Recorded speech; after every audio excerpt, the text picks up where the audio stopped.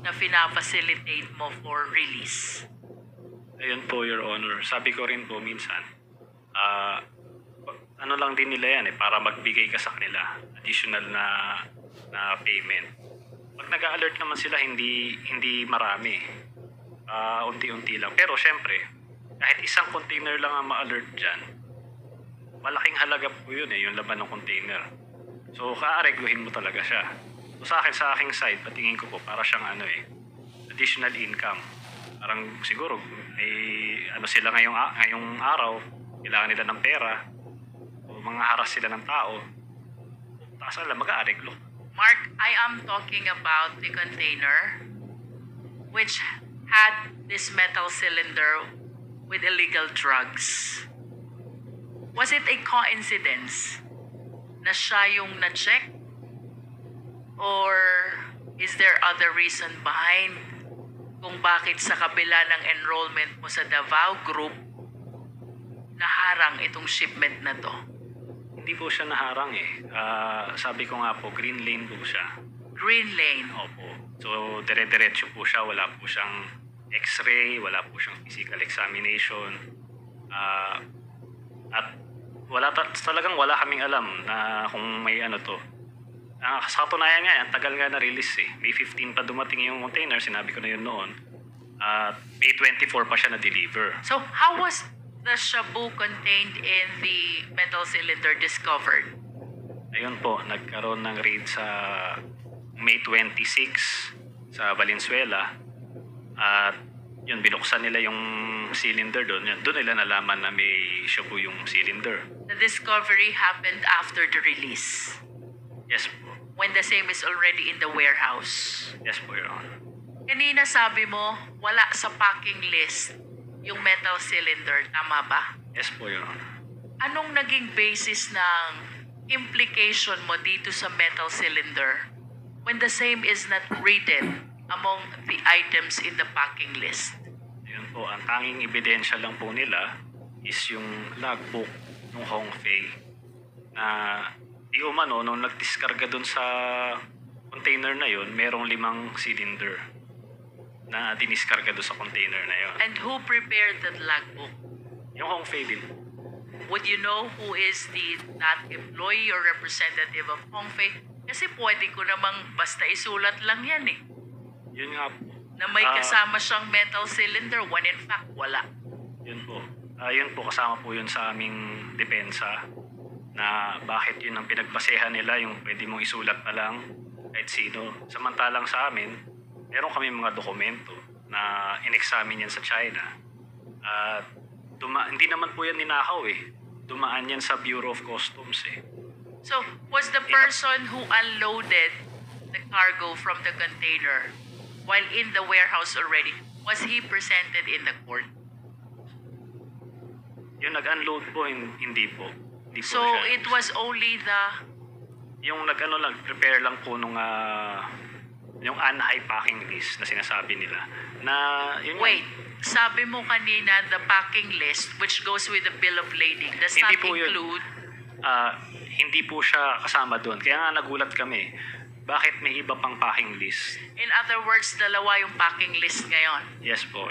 Packing list that goes with the bill of lading nung dumating yung shipment. Yung packing list na pinresent niya doon sa court, kailanman hindi ko pa nakita yun. At hindi rin yun dumaan sa Bureau of Customs.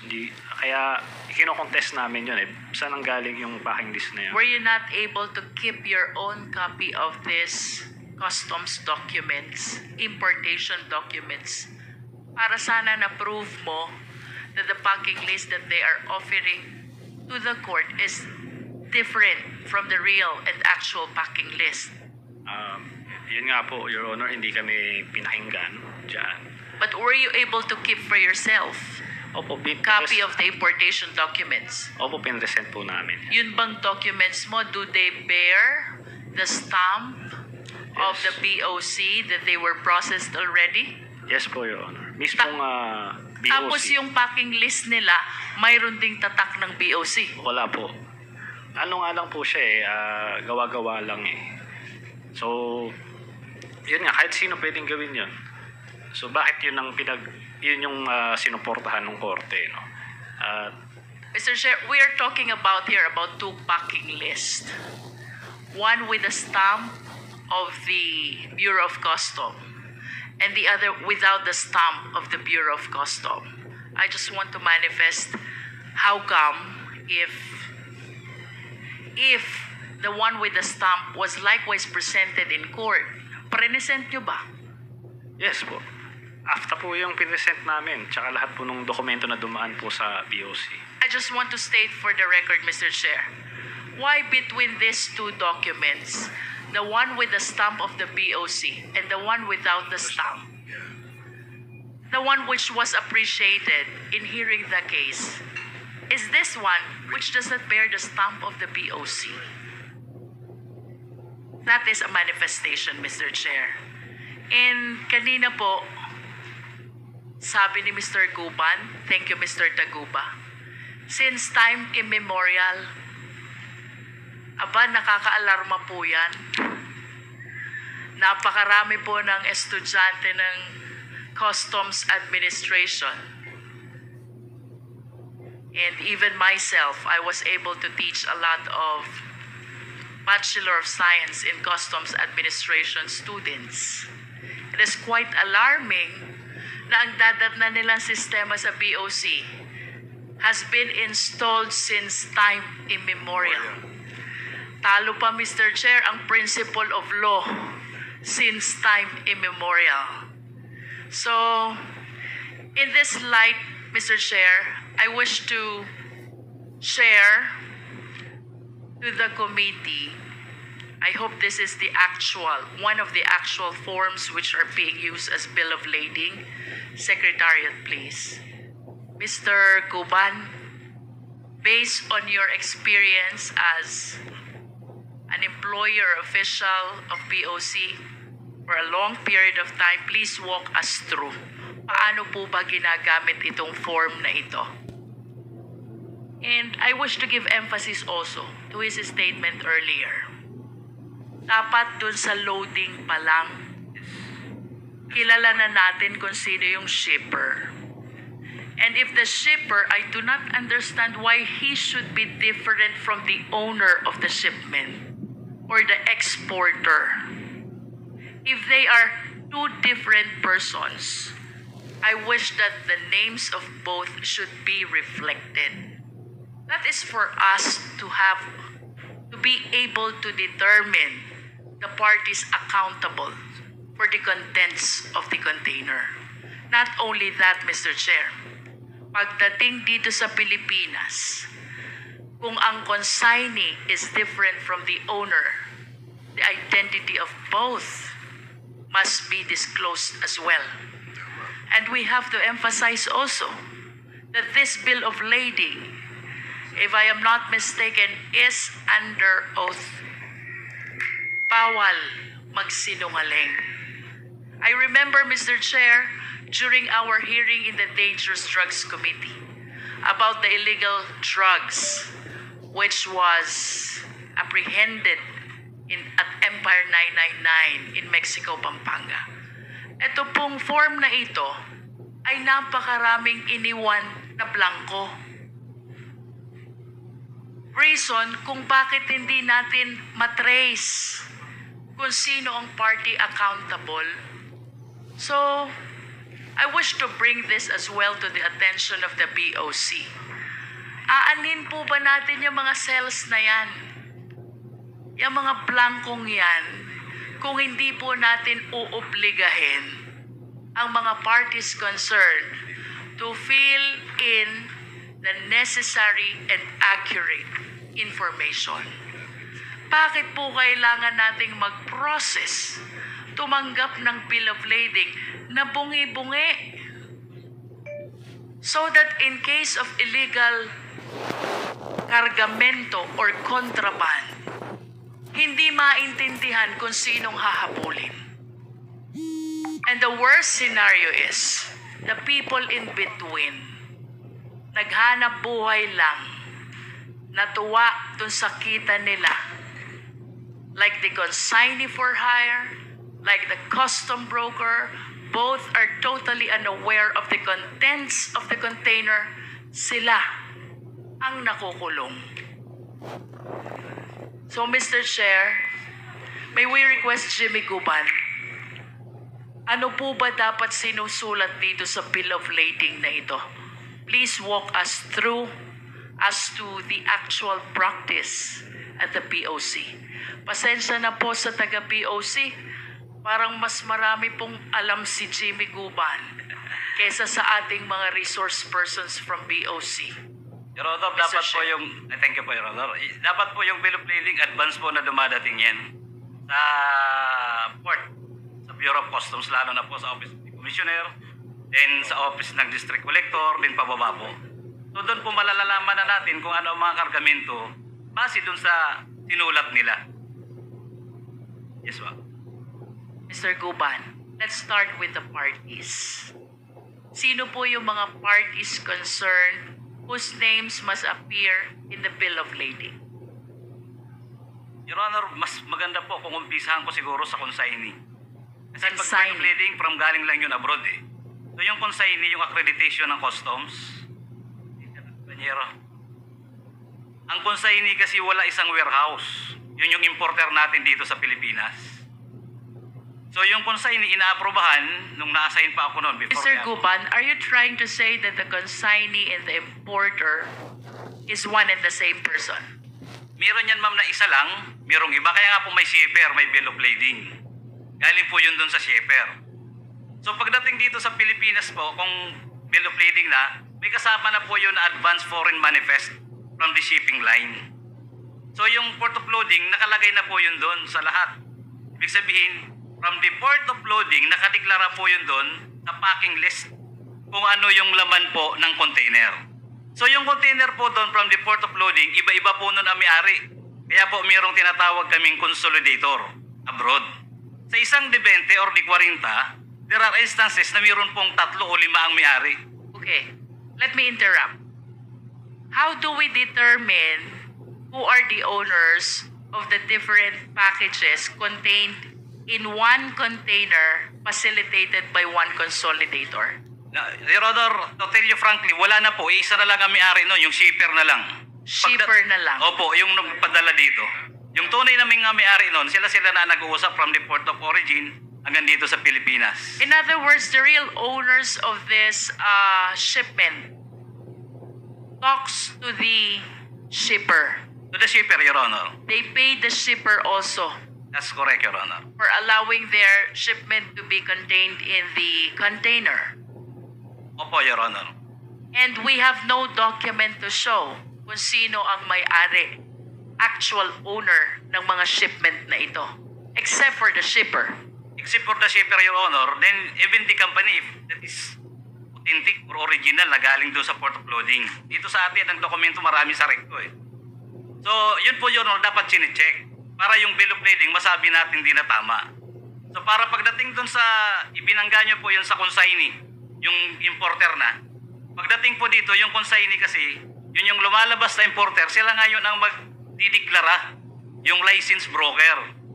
So sila ang magdideklara kung ano po yung mga inimport nila base doon sa shipper papunta ng Pilipinas. So kung ano po ang binigay na pinadala dito sa bill of lading, packing list, yun din ang ilalodge na entry nung consignee dito po sa Pilipinas, sa customs. Ang problema po natin, kaya hindi na po natin ma-check dahil yung consignee, minsan ang daming budiga na pinagdadalhan nila iba-iba. Hindi na po natin na monitor pagbaba ng kargamento kung tama yung dineklara nila from the port of origin. Ang sabi nila sa port of origin, 5. Tsinelas, shoes, t-shirts, kung ano pa. Pagdating po dito sa Pilipinas, hindi na nakikita ng mga consignee yung nagtatrabaho na katulad kay Mark. Kasi dinadala na po yan nila sa kanilang budiga. So ang customs po, nawawala na yung monitoring kung ano na po ang laman ng container. So that is how the enforcement in the Bureau of Customs work.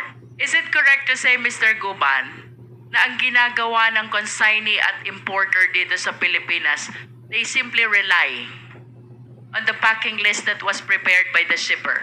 Yes, Your Honor. And if you are the shipper, will you include among the packing list those which are illegal? No, Your Honor. Definitely not. Not, Your Honor. In other words, dapat may actual inspection. From the port of origin, Your Honor. That's correct.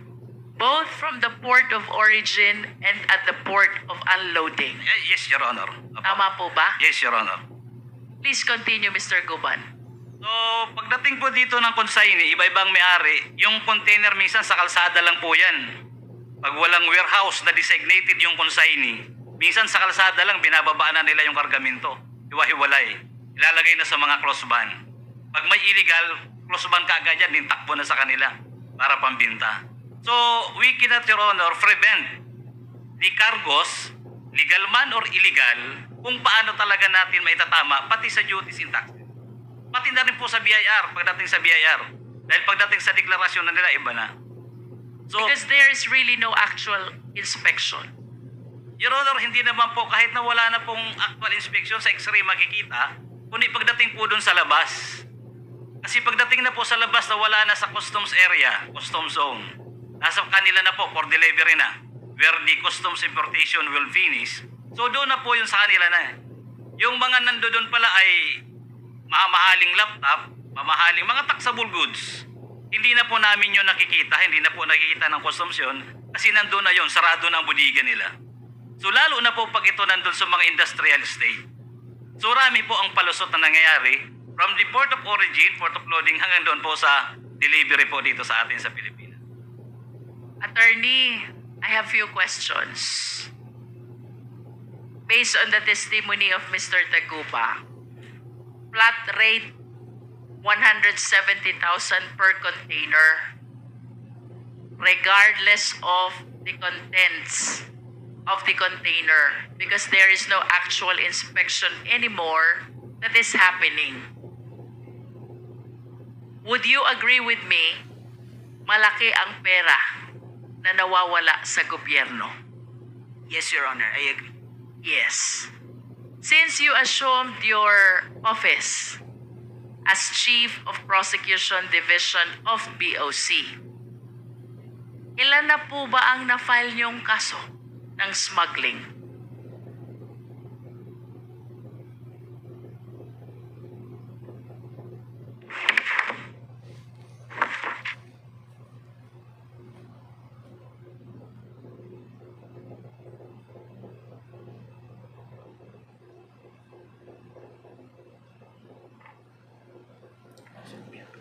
Your Honor, based on our data,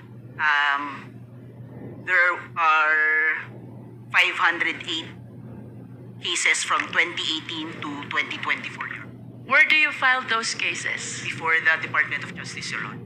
DOJ. Ilan naman po ang nakaabot sa court?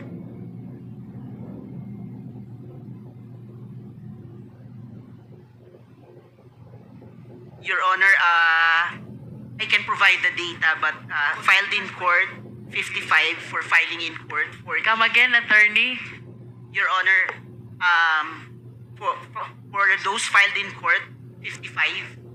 55? 55. For filing in court is 40.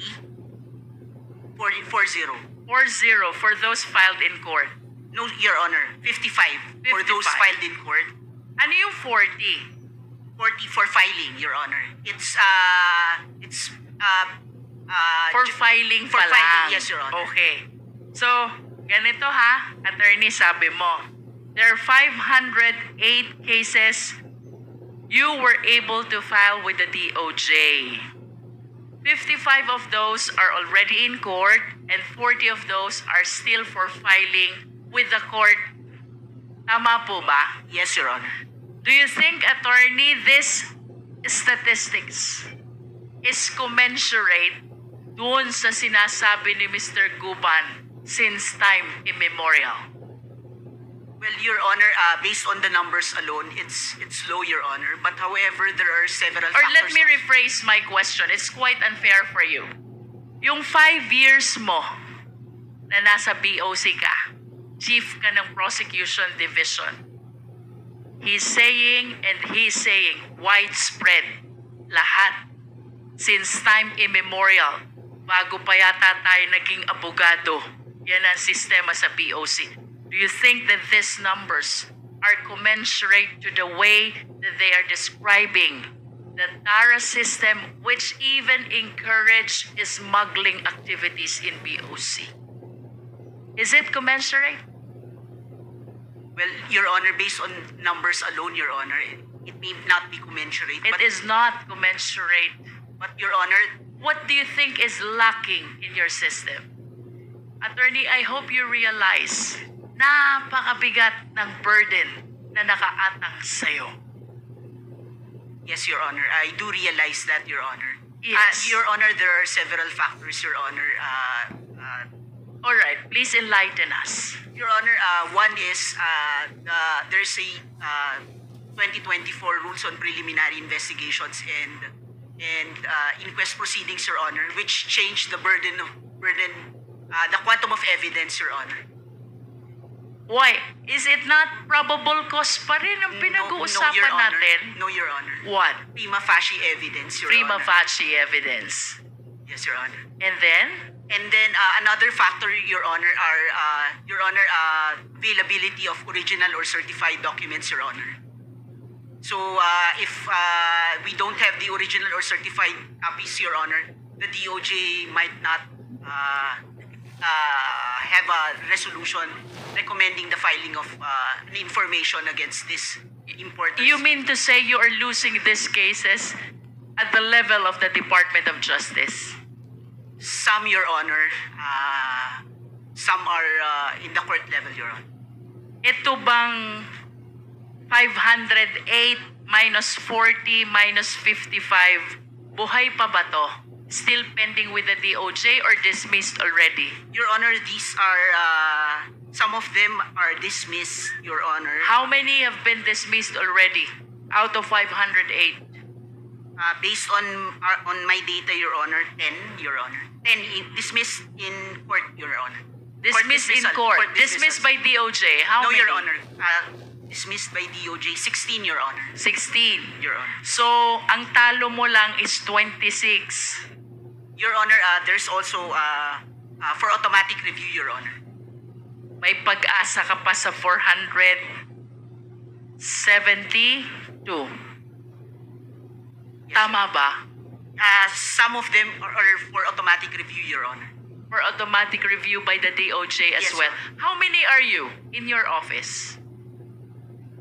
Are you addressed also as prosecutor? Your Honor, it's the Department of Justice state prosecutors who are the Yeah, but your office says prosecution division. How do we have to address you? Your Honor, we are also government prosecutors, Your Honor. We are the one who prosecute seizure cases. But you are under BOC, right? Yes, Your Honor. Baka dapat ang prosecutor galing DOJ. What do you think? Your Honor, with due respect, Your Honor, the BOC lawyers are trained with the Customs Modernization and Tariff Act, Your Honor, and other related laws, rules, and regulations, Your Yes, but based on your own admission, this statistics is low compared to the widespread TARA system that the two resource persons are describing. Well, Your Honor, we are also in close coordination with the Department of Justice in order to improve our system, Your Honor. Let me go back to my question. How many are you in your office? How many government prosecutors are you in your office? Your Honor, 15, around 15, Your Honor. Around 15. Do you closely coordinate with the BOC police? Yes, Your Honor. They provide us with data, Your Honor, whenever they have a seizure, Your Honor. Here. How many are those people at the BOC police, the law enforcement? I have known. You have no idea. Okay. Mr. Chair, I wish to request for a summary of the 508 cases. Just a summary. And then a verification of whether this 508 consignees belong to green lane, yellow lane, or red lane.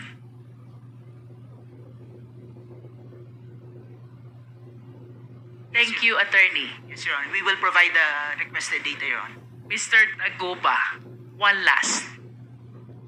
Si Kenneth Dong, is he associated to Davao Group? Wala po akong personal knowledge. Parang nakikita ko lang may picture sila eh. Hindi ko po alam. Do you believe that what happened at the warehouse, the raid that happened at the warehouse, where this metal cylinder was discovered containing shabu, do you believe that this is just part of the regular operation of the law enforcement, and it is just a coincidence that you are one among those enrolled with Davao Group? Nagkataon lang ba ito? Sa akin po kasi wala naman po akong personal knowledge. Sabi ko nagkataon lang. Nagkataon lang. Dahil wala naman po akong alam eh. Bukod dyan wala po akong alam sa mga ganyang bagay. Mr. Chair, as a final word, I know I have said this before, but I think the revelations that we continue to hear from the resource persons warrants really the revisit of the charter of the Bureau of Customs. Thank you, Mr. Chair. Thank you, Congresswoman Luistro.